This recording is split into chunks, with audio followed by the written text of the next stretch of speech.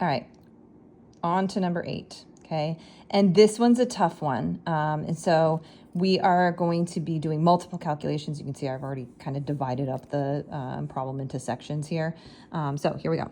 At 20 degrees Celsius, a cell with a pressure potential of 3 bars is in equilibrium with the surrounding 0.4 molar solution of sucrose in an open beaker. Identify the molar concentration of sucrose in the cell. Give your answer as a decimal to 2 places. So we're identifying here molar concentration. So this is not water potential. This is not solute potential or pressure potential. We're looking for molar concentration. So we are going to have to solve for that a little bit later on in this problem, okay? So whenever we have a problem where we're looking at equilibrium, okay, we know that we can get our water potential outside of the cell. And if we know that it's in equilibrium, our water potential inside the cell is going to be equal. All right, so we're going to start by getting our solute potential of outside the cell. Okay, because remember, our solute potential outside the cell is going to be the same as our water potential because that pressure potential is 0 in an open container, okay? And we have a formula to get solute potential. So this is going to be outside the cell here. We have our solute potential is going to be equal to negative I CRT, okay? And so our solute potential is going to be equal to, and I'm not going to write out the I, the C, the R, the T, what they equal. Hopefully we kind of get that idea at this point. All right, so this is going to be equal to -1. Actually, I might need to move this over just a tad, make sure we can fit it all.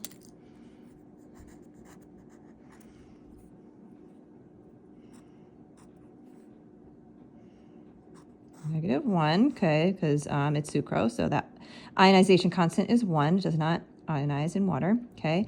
Our C, this is going to be outside the beaker, so in our open container, it is surrounding 0.4 molar, so 0.4 moles per liter, okay? Times R, which is going to be our 0.0831 liter bars per mole K.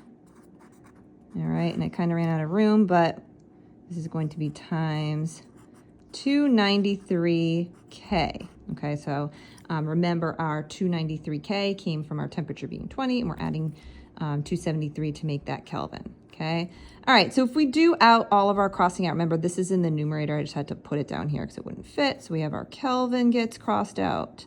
Our moles get crossed out. Moles in the denominator, moles in the numerator. Liters, denominator, numerator. Okay, so we're going to be ending up with bars, which is what we want. Okay, so our solute potential is going to equal this calculation. Okay, so if I do that out, I'm going to do -1 times 0.4 times 0.0831 times 293. And that is going to give me -9.74 bars. Okay, and so that's my solute potential outside of the cell. All right, but it is also my water potential because remember, my water potential is going to equal my solute potential since there is no pressure potential, okay? Remember, that's from this equation here, all right? Water potential equals pressure potential plus solute potential. If this is 0, they're equal, okay? So we have our water potential for outside the cell, okay? All right, so next we are going to try to get our water potential, our solute potential of inside the cell, because once we have that, then we should be able to use our equation, solve for molar concentration, and get that molar concentration, okay? So we have our water potential equals our pressure potential plus our solute potential, okay? And so we know the water potential, okay? Remember, it's going to be equal to this since this is going to be the water potential outside the cell and it's in equilibrium, so it's also the water potential inside the cell, okay?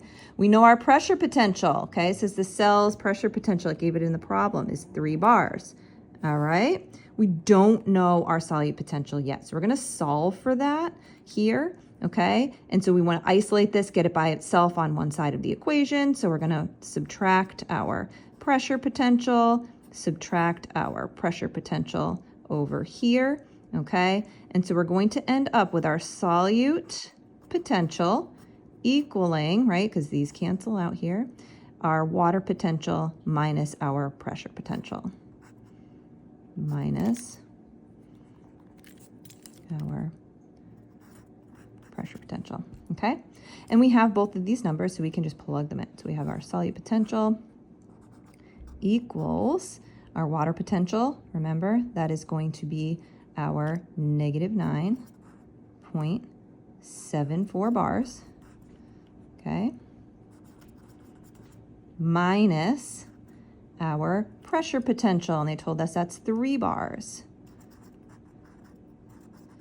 Okay, so our solute potential equals, put this into the calculator, or you can just do it in your head, it's going to be negative 12.74 bars. All right, are we done yet? Are we done yet? No, we are not, okay? So we have that solute concentration of inside the cell, but it's asking for the molar concentration. So now we're going to use this number when we go to figure out our molar concentration. We're getting there. We're almost there, okay? So remember, our solute potential is going to equal negative I, C, R, and T, okay? We have our solute potential. We have our I, we have our R, we have our T. The only one we don't have is the C. So we're going to have to solve for that. So again, trying to isolate that C on one side of the equation, we're going to divide by negative I, R, and T. That's going to leave C all by itself. And so we got to do that on this side too. Negative I, R, and T, okay? And so our C is going to equal, right? Because these all cancel out, that cancels out, that cancels out. So now we just have our C equals our solute potential divided by negative I, R, T, okay? And so if we plug in those numbers, we have them all, we can plug them in. So our solute potential, all right, we figured that out. That's at negative 12.74 bars. Divided by negative I, remember that ionization constant's 1 because we're looking at sugar, okay, times R, so this is going to be 0.0831, and remember that constant is liter bars, and it's per mole K. And if you guys remember, this is an algebra thing, if you have a denominator and a denominator, you can just put that up into the numerator, okay? So we have liter bars per mole K, okay, times, and let's squeeze this in, it's going to be our 293K, okay? I know that's a little bit small there, okay? But if we cancel out our units, just to kind of make sure we're doing the right thing here, we have K's cancel out. We have bars cancel out. Can we cancel anything else? No. So we're going to be left with moles per liter. And yay, that's exactly what we want, because remember, our concentration needs to be moles per liter, which is going to be our capital M. So we have C equals, and now we can just plug all this into the calculator to figure out that calculation, okay? So I'm gonna put in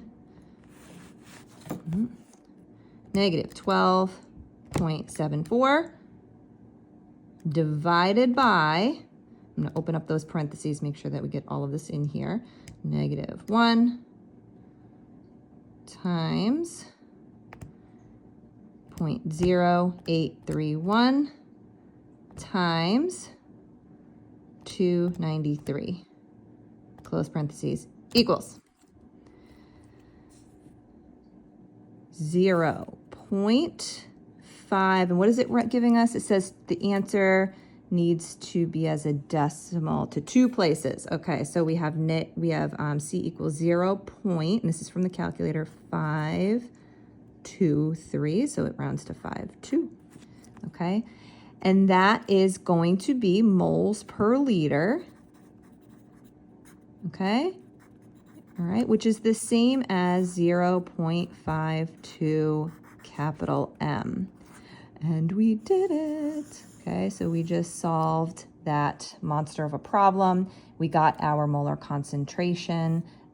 It is 0.52 molar. Okay, so that was the most difficult one probably on this sheet, and we did it. So be back with number 9 in just a minute, but that one's a pretty short one.